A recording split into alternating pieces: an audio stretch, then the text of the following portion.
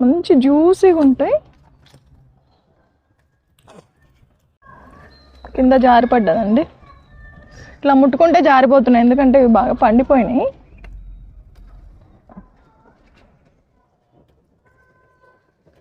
ముళ్ళులు ఉన్నాయి ఈ నిమ్మ చెట్టుకు.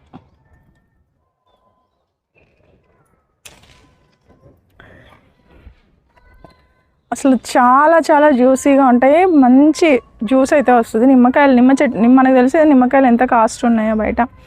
ఒక నిమ్మ చెట్టు, కరివేపాకు చెట్టు, మా కరివేపాకు చెట్టు కూడా చూడండి ఎంత పెద్దగా అయిందో.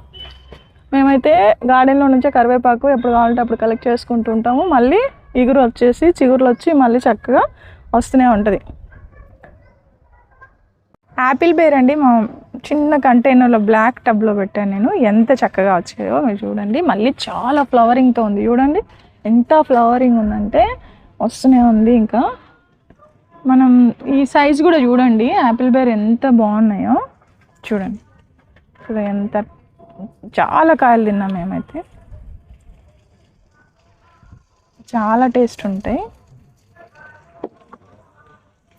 ఇట్లా ముట్టుకుంటే రాలిపోతున్నాయి మా యాపిల్ బేర్ అని.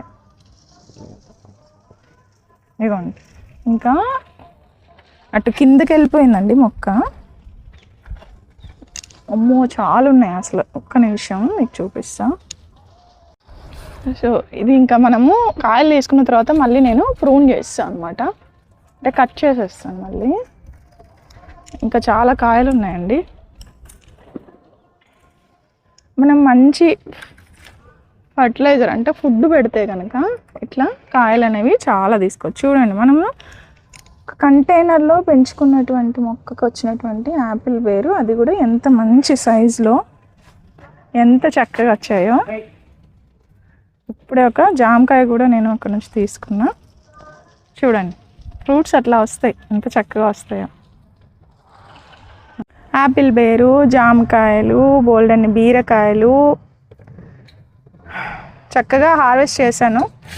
వంకాయలు ఇంకా చాలా గార్డెన్లో, ఇంకా ఇవన్నీ తీయాలంటే మా గార్డెన్లో అంత అంటే ఏవైనా సరే మేము కోస్తూ ఉంటే ప్రతి మొక్కకి ఏదో ఒకటైతే మాకు దొరుకుతూనే ఉంటుంది అనమాట. అదొక ట్రెజర్ లాగా ఉంటుంది గార్డెన్ అనేది. సో అదనమాట ఈరోజు హార్వెస్ట్ ఎలా ఉందండి. ఈ హార్వెస్ట్ కనుక మీకు నచ్చితే ప్లీజ్ సబ్స్క్రైబ్ చేసుకోండి, అలాగే లైక్ చేయండి, అందరికీ షేర్ చేయండి. ఏమనుకోవద్దు, జామకాయ తింటున్నాను. మీకు కావాలి